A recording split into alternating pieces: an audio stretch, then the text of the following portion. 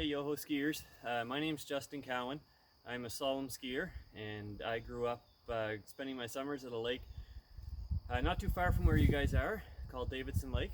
And I grew up skiing behind an outboard boat on two skis, doing laps around the lake and zipping in and out of the lake, and then learning to drop a ski and then get up on one ski. And eventually that progressed to the point where my brother and I were both really interested in slalom skiing. And so my dad was able to find somebody about 45 minutes away from where we live, just outside St. John, who has a couple of slalom courses and a real ski boat on his lake. And he was nice enough to take us out and teach us how to run the slalom course. And now is actually a very good friend of mine, and I ski with him a fair bit. So that's a little bit about who I am. I'm shooting this today from my home spot, which is just about 40 minutes outside of St. John, on basically a piece of the St. John River. And I have a slalom course just out behind me here, a little ways, but I can see the buoys if I look behind me. And this is a Malibu ski boat that I'm in here.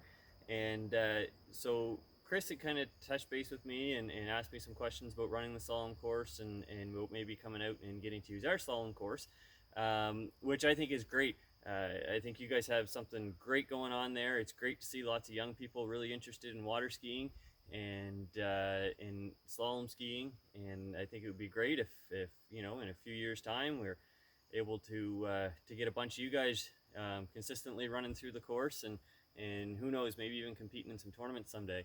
So what I told Chris I would do is just kind of send a video to you guys that would give you guys some things to work on. I don't think it's going to work out this year, but maybe next year, that we can get a groupie out who are close to being able to run the slalom course and actually get you into a course and get some instruction in a course. But I've taken a fair number of people out who have never been in a slalom course before, and there's a lot of very common things that I see. So I was going to talk to you guys about 3 different things that I see all the time in people who have never run the slalom course and who get out into a slalom course for the first time. So what I find normally happens is that people will get out into the slalom course and will try one pass through, and there's a few things that they really need to change about what they're doing, and then we end up spending the whole time outside of the slalom course, just in the open water, working on these things. So I figured to make better use of everybody's time, we'd try and address some of these things beforehand, give you guys the rest of this year and a little bit into the beginning of next year to work on these things. And then once you're able to come to the slalom course, then you've at least heard a lot of this stuff before and hopefully have been able to put some of it into practice. So the 3 things, they all go very hand in hand. You can't really have one without the other in a way. However, having said that, it's important that we don't try and work on everything at once. So like I said, I'm gonna mention 3 different things, but I want to stress that when you go out and work on these things, only pick one of them to work on at a time.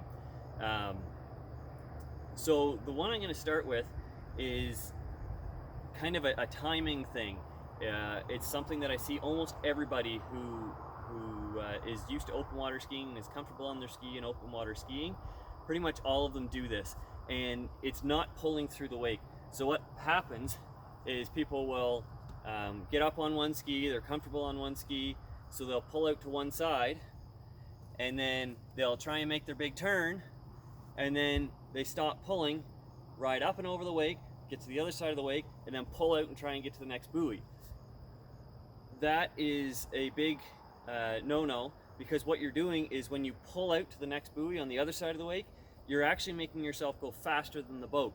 So once you get out to the side and around the buoy, you're going to have, the rope is going to go slack, and then you're not going to have anything to pull against, and you're just going to be dead in the water. Like you're not going to be able to get to the other buoy.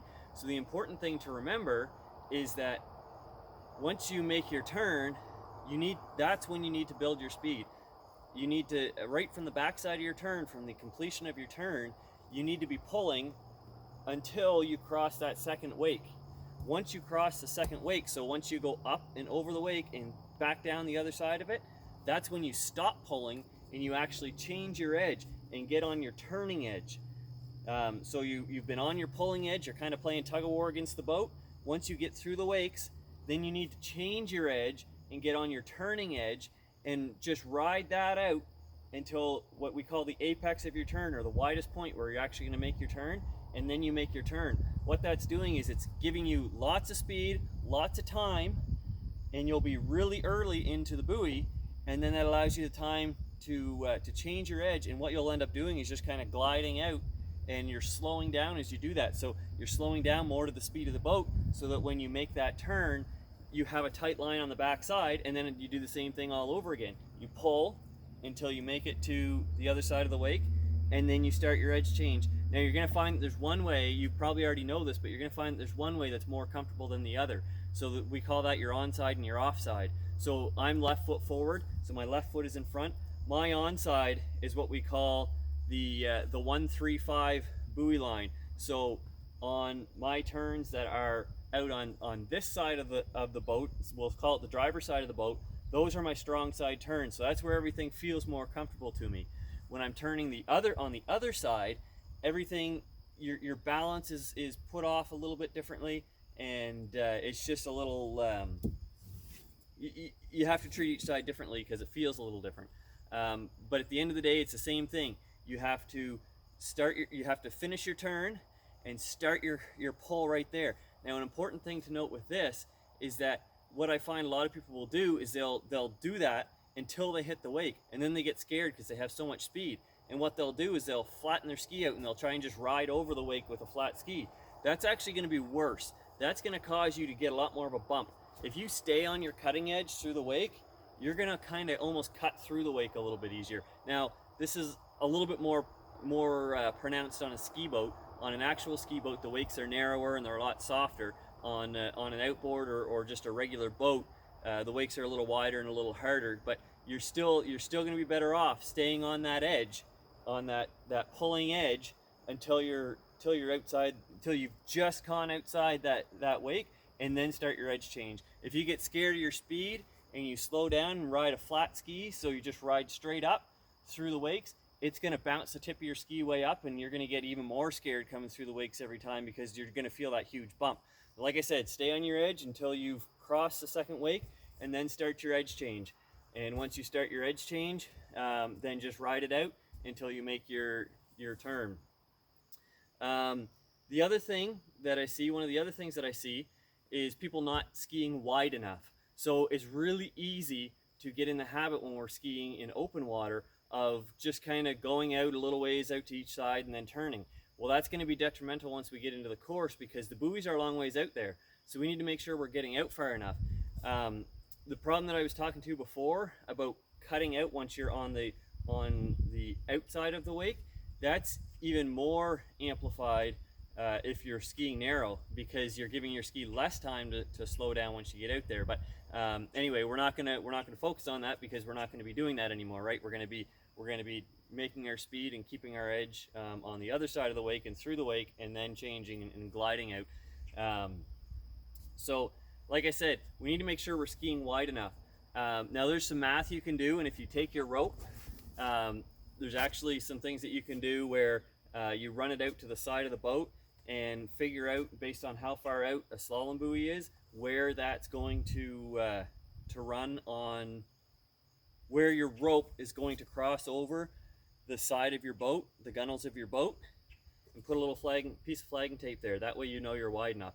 Now this does take a little bit of math or a little bit of figuring, and it's different for every boat, but it is a good way to make sure that you're skiing wide enough, is to have a little piece of flagging tape tied onto the rope at the point at which your handle would now be outside of the buoy line, and then you know that you can now turn. And then if you combine that with knowing roughly how long a slalom course is, you can get a pretty good feel for if you can squeeze 6 wide enough turns into that, then you're probably going to be, it's good practice anyway. You're probably going to be in the ballpark when you actually get in the slalom course. So that's just a little tip. Make sure you're skiing wide enough. The third thing I see is it's kind of a couple different things that I sometimes see, but they both can be fixed with the same thing. What I see is a lot of times people letting the boat pull them, and they end up like this, or some variation of this, where they're not standing upright, and when they're pulling, they're letting the boat, their arms are way out like this, and sometimes it looks like this when you're crossing the wake, and sometimes it looks kind of like this when you're crossing the wake. But either way, it's your hips sagging way down and your head or your shoulders getting way out in front of your feet. The other thing I'll see is when people are turning, trying to turn with your upper body, and it's a lot of upper body movement, and then that leads to this position usually coming through the wake. So this is probably the most advanced thing I'm going to talk about, and the best way for you to deal with this and to practice this isn't even on the water. Let's get yourself an old ski rope. This is just an old ski handle that's gotten worn out and I don't want to use anymore because I'm afraid it might snap. But I have another one and another old one that I keep tied off to a tree, and even I do this all the time. It's great for your muscle memory and for dry land training. So if you get a rope and tie it around a tree or something sturdy, then it allows you to practice your proper positioning coming through the wake. So before I go any further with this, I'll tell you, you'll notice everything I'm talking about is dealing with coming across the wake. None of it is dealing with the turns, other than getting wide enough before you turn, but everything is dealing with what's happening behind the boat. It's not what's happening out at your turn. When people watch slalom skiers, they see the big spray and the big turn, and they get really fixated on getting a big turn. Forget about the turn. The turn is just a byproduct of being able to get out far enough, and it's just a necessity to go the other way. The turn is not the thing that we focus on first when we start running the slalom course. It's what happens behind the boat. It's the pull behind the boat. It's the most important part of slalom skiing. So what I'm going to get you to work on last, and this is maybe something you can even work on through the winter, even if you don't have an old handle kicking around, grab the one from the boat or whatever, and tie it off to something in the house that's good and strong, and work on this positioning at home. So what we want to do is we want to almost pretend like we're in a tug of war with the boat. So if you're in a tug of war with somebody, you're not pulling like this or else you're going to get pulled over frontwards. You want to get in a nice position so that it's like if they pull you, your weight is all going right down to your feet. So if we try and work on this position, so I'll kind of work it from the bottom up. So our feet, I know you can't see my feet in this video because they're behind the engine box, but your feet are planted one behind the other just like they would be on your ski, and your knees are just ever so slightly bent, pretty much right over top of your ankles, maybe a little bit forward of your ankles, but don't worry too much about that. The important thing is that your hips are up. They're not dropped away like this, they're up. And your elbows, practice keeping them tight to your body. What that's going to do is it's going to keep your hands low, right at your hip. Your hip's going to be up, and from there, you're in a really good position. There's going to be some fine tuning that we need to do once you get running the course and running it on shorter line lengths. But for the most part, if you can get in this position where your hips are up and your elbows are locked to the sides, you're in very, very good position to get a good amount of speed and be able to get yourself out to the buoy. So that's something, like I said, you're certainly welcome to try it behind the boat, but a good place to try this first and to really lock this into muscle memory is to just tie an old rope off to a tree. Even if you don't have a handle on it, you can still grab a piece of rope and still just hold onto the rope and work on that positioning. It's a little harder on your hands, but you can still kind of work on that positioning. But certainly much easier with a handle. In the year that I made the biggest gains, it was because all spring I was doing this behind a tree in both directions. And then once I got out onto the water, that's just what my body did. It was just muscle memory, it was locked in. So anyway, like I said, that's the most technical thing. I would say work on that third. Maybe practice that some over the winter time. The biggest things, the most crucial things to work on first are, again, making sure you're skiing wide enough, and then pulling right after your turn through the wakes, and then letting off your pull and gliding out to your next turn. Those are the two most important things. After that, the third thing I mentioned was a little bit more technical and maybe for the little bit more advanced skiers to worry about. Like I said, pick one thing and work on one thing at a time. So whether that's making sure you're pulling in the right spot, so pulling right after your turn and through the wakes, maybe that's the first thing we work on. And then we don't necessarily need to worry about how far out we're going. we just make sure that we're pulling in the right spot, and that's going to lead to being able to ski wider. Because you're going to have more speed, that you're going to carry out better, and it's going to kind of lead to you naturally skiing wider anyway. And then once you incorporate your good solid pulling position, which if you read online is called a stacked position, then that's going to help you ski wider as well. So like I said, all three things kind of interlock together, and those are the three biggest things that I see from people who have never tried the course before. If you're not familiar with a slalom course, maybe I should have kind of started with this.